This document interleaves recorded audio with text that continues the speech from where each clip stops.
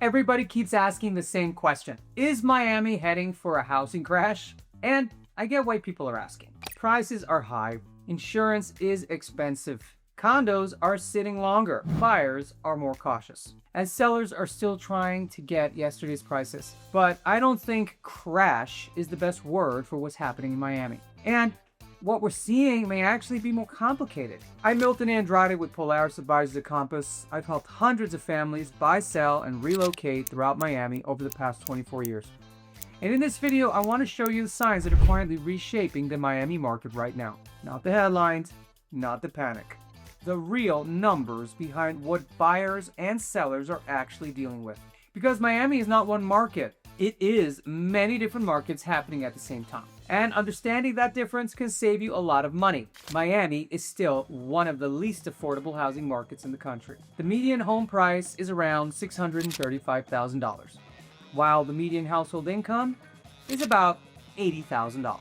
That puts Miami's price to income ratio at almost 8 times income, where the recommended national benchmark is closer to about 3 times income. So Miami is not just expensive, it's structurally expensive. And renters are getting squeezed too. Many renters in Miami are spending more than half their income just to rent a 1-bedroom apartment. So when people say prices haven't crashed, so the market must be fine, that misses the point. The problem is not always a dramatic price drop. Sometimes the bigger problem is when prices stay high, but affordability breaks down underneath, and that is what's happening here. I want to walk you through the 10 signs I'm watching right now. We'll start with sign number 10, and we'll work our way down to number 1, because number 1 is the one most people completely miss, and it has nothing to do with prices. Sign number 10. Stagnant appreciation is hiding deeper problems. When prices stop rising, people often call that stability. But in a market like Miami, that can be misleading, because if prices are flat, but insurance, taxes, HOA fees, assessments, and borrowing costs are all going up, that is not really stability. That is pressure building underneath the surface. And Zillow's data shows Miami home values have been down over the past year. Redfin's March 2026 data showed the median Miami home sitting on the market for about 108 days. That is over 3 months before a home finds a buyer. And that matters. When buyers are competing, homes move quickly. When homes sit for 100+ days, buyers are hesitating. They're running the numbers. They're looking at insurance. They're looking at HOA fees. They're looking at assessments. And in many cases, they're saying, this just doesn't make sense at that price. And right now, a large percentage of Miami listings have had price reductions. The sale to list ratio is also below asking, which tells us sellers are negotiating. So, if you buy a home at the wrong price today, and that home needs a 5 or 6% price reduction to move tomorrow, you may be standing with an equity gap from day one. And if appreciation is flat or negative, you may not climb out of that quickly. This is where local strategy matters. A property in a strong location with good fundamentals can still outperform. But a property in the wrong building with weak financials or rising ownership costs can sit. The listing page won't always show you that. You have to look deeper. Sign number 9.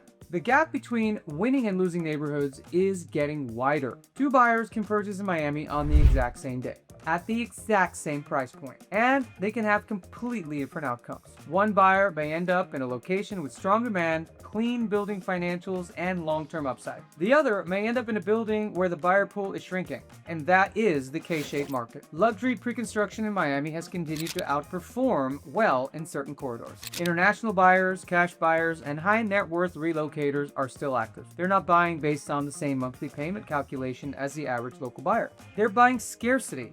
They're buying lifestyle. They are buying tax advantages. And they are buying Miami as a global city. That is a very different buyer than the person stretching to afford a mid-tier condo with rising HOA fees. The winning side of this market is very specific. Parts of Coral Gables, Coconut Grove, the Brickell core, select areas of Miami Beach, some pockets of Edgewater, and Wynwood. And these areas benefit from a mix of employment access, lifestyle, walkability, transit, schools, limited supply, and international demand. But the losing side is also specific. Older condo buildings with deferred maintenance, buildings with weak reserves, buildings facing structural integrity reserve studies, and buildings suffering from Sears assessments due to building condition, and buildings where financing is difficult. Buildings where insurance, repairs, and monthly fees keep going up. And this is not always neighborhood by neighborhood. Sometimes it's building by building. Sometimes it's even line by line within the same building. That is why you can't just say, I want to buy in Brickell, or I want to buy in Coconut Grove, and assume that every property is equal. They are not. The building matters, the financials matter, the assessments matter, and the buyer pool matters. Because one day, you're not just buying the property, you are also buying the future resale audience for that property. Sign number 8. The mortgage rate lock-in effect is distorting inventory. A lot of Miami homeowners would move if the numbers made sense, but for many of them, the numbers just don't work. They may have a mortgage rate in the 3s, 4s, or low 5s, and today's rates are much higher. So even if their home no longer fits them, they're choosing instead, because moving could mean paying more money for a similar home. That is the lock-in effect, and it's freezing a lot of would-be sellers. And that creates a strange market. Inventory is not tight because everyone is happy. Inventory is tight because many owners feel trapped. They don't want to give up their old payment. So instead of selling, some are renting their homes out. That is one reason we're seeing more single-family rental activity in Miami-Dade. People who might have sold in normal markets are now saying, why sell? I'll just rent it. And for buyers, this creates a problem. The good inventory at accessible price points is limited. Homes under $600,000 represent a small share of total inventory. And homes that do come up in that range often have trade-offs like condition, location, insurance, HOA, building quality, or resale risk.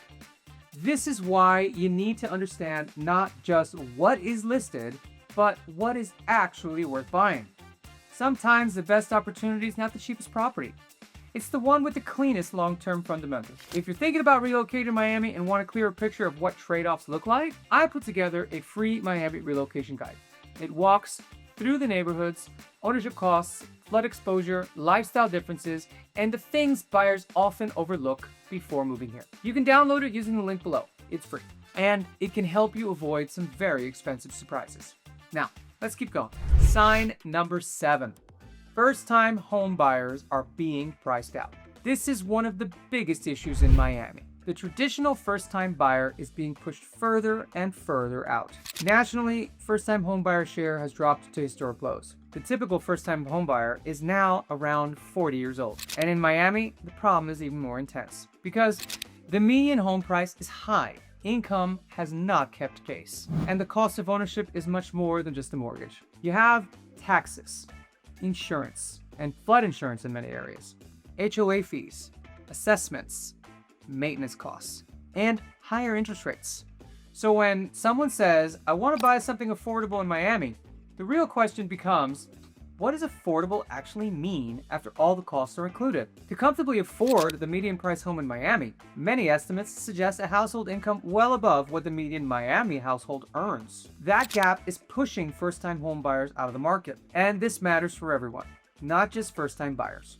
Because if you buy a property that depends on the first-time buyer as your future resale pool, you're going to need to ask yourself, will that buyer pool be stronger or weaker in 5 to 10 years? If fewer entry-level buyers can afford Miami, then certain properties become harder to sell, especially older condos with higher fees, or homes in areas without strong employment access, or properties that look affordable on price, but expensive once you add in the total full monthly cost.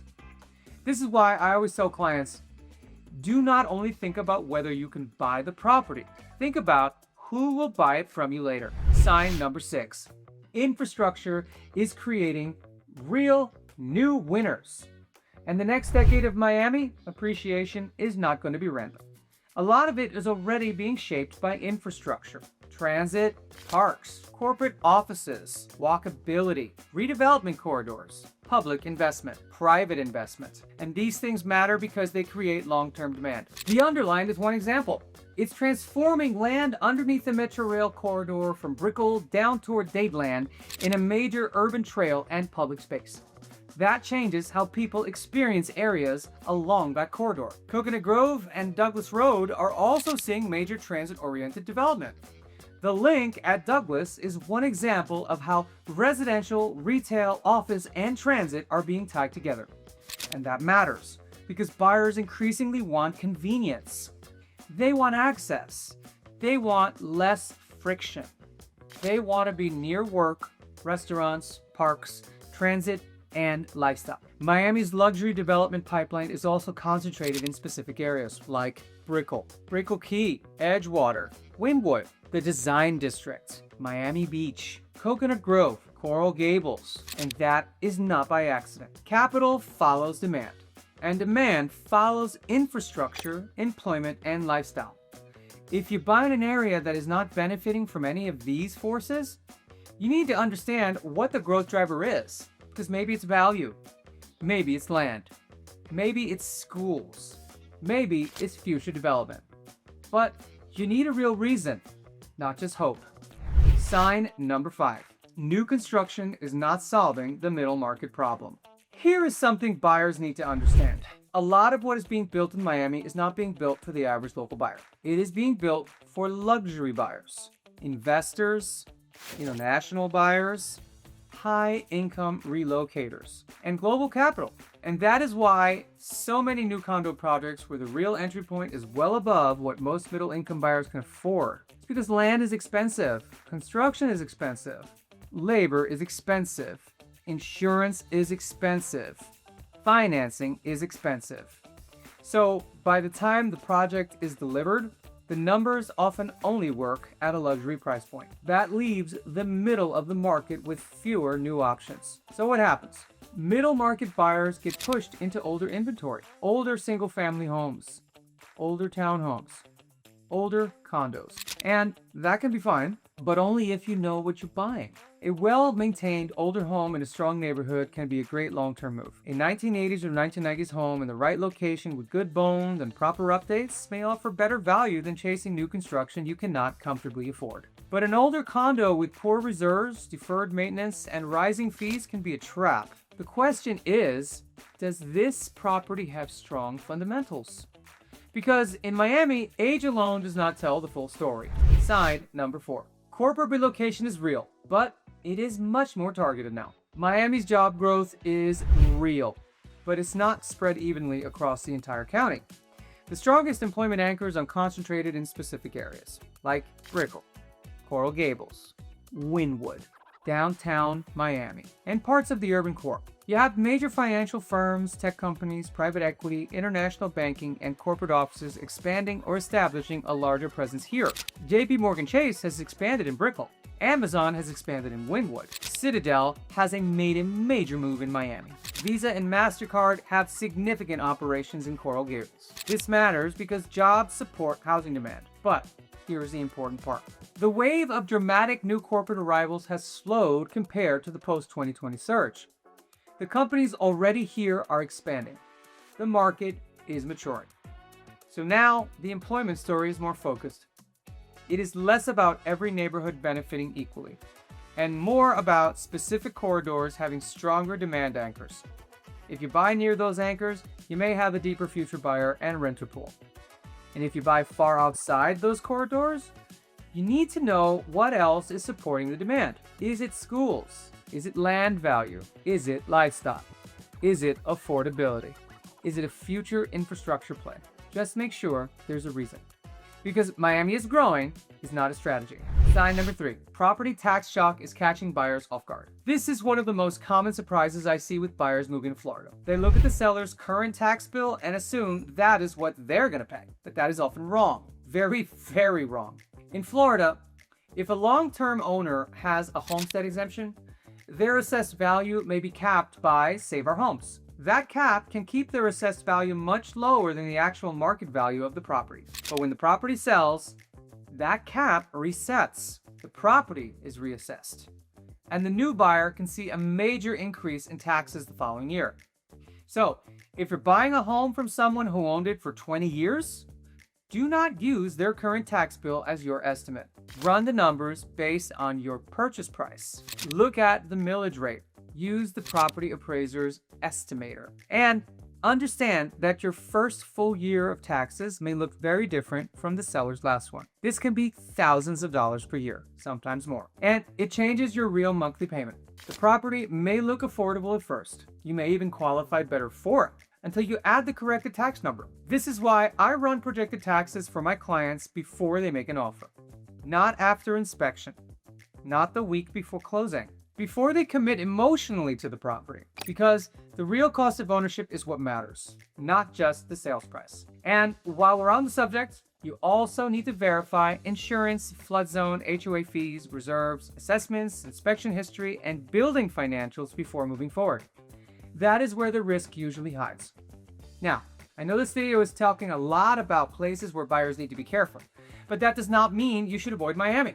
It means you need a smarter plan. If you're thinking about relocating to Miami in the next few months, or you're already here and trying to figure out where your money actually makes sense, send me a text or give me a call at 954-629-9952. You can also use the link in the description to schedule a call with me directly. We can look at your budget, your timeline, and what kind of lifestyle you actually want. Then narrow down the neighborhoods and buildings that make sense. Not based on hype, based on real numbers. Let's get into the final two signs. Sign number 2. Insurance and climate costs are hitting specific properties harder. Before you fall in love with a waterfront view in Miami, you need to understand what it costs to insure it. Because sometimes the insurance bill is what makes the deal fall apart. Homeowners insurance in Florida is already expensive. In Miami-Dade, depending on the property, the coverage, the age of the home, the roof, wind mitigation, flood zone, and the insurance carrier, the annual premium can vary dramatically. And that is before flood insurance. Flood insurance can be another major cost, especially in FEMA flood zones. Some properties may be manageable, others can become very expensive. And this is not just about waterfront homes. Flood risk in Miami can change street by street. Elevation matters. Drainage matters. Flood zone matters. Building type matters. And the age and condition of the structure matters. This is especially important in condos, because even if your unit is not directly exposed, the building's insurance costs, reserves, repairs, and assessments can still hit your monthly payment. That is why a condo that looks affordable on purchase price can become much more expensive once you add the monthly fee and future assessment risk. I'm not saying avoid waterfront. I'm not saying avoid older buildings. I am saying understand the full cost before you make an offer. Get insurance estimates early. Review the flood zone. Look at the building financials. And ask about assessments. Read the milestone inspection and reserve study. The time to research is before going into contract, not after you are emotionally attached to the view. And sign number 1. The future buyer pool is changing. This is the biggest one, and it is the one most people overlook. The next buyer for your property may not look like the last buyer. Baby boomers are still a major force in the market. They have equity. They often have cash. They can compete aggressively. But millennials are under more pressure. First-time buyers are older. Gen Z participation is still very small. And in a high-cost market like Miami, the next generation of buyers is facing a much harder affordability equation. So when you buy today, you have to think about resale differently. Ask yourself, who is the future buyer for this property? Is that buyer pool growing, or is it shrinking? If you're buying a 1,200 square foot condo in an older building with high monthly fees, limited reserves, no strong transit access, and no major employment anchor nearby, who is the buyer in 10 years? That question matters, because historically, the next wave of younger buyers would move into those entry-level properties. But if the generation is priced out, the resale math changes. The properties that are more likely to hold demand are the ones with strong fundamentals, good location, clean building financials, access to transit, access to employment, reasonable ownership costs, a good lifestyle, and a clear future buyer pool. That is what you want to buy ahead of, not behind. So when people ask me, is Miami going to crash?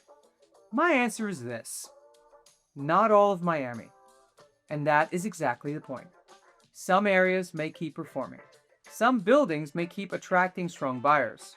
Some neighborhoods may continue to benefit from the scarcity, jobs, lifestyle, and international demand, but other parts of the market may grind sideways for years. No dramatic crash, no big headline. Just higher costs, weaker buyer pools, longer days on market, and slower appreciation. And for the wrong buyer, that can be worse than a crash, because a crash resets the market. This kind of affordability squeeze can trap people. That is why the goal is not to time the market perfectly. The goal is to buy the right property, in the right location, with the right financials, for the right long-term reason. If you're planning a move to Miami, download my Miami relocation guide using the link in the description. And if you want help figuring out which neighborhood or buildings make sense for your specific budget, then reach out to me directly. I'm Milton Andrade with Polaris Advisors at Compass. And I will see you in the next video.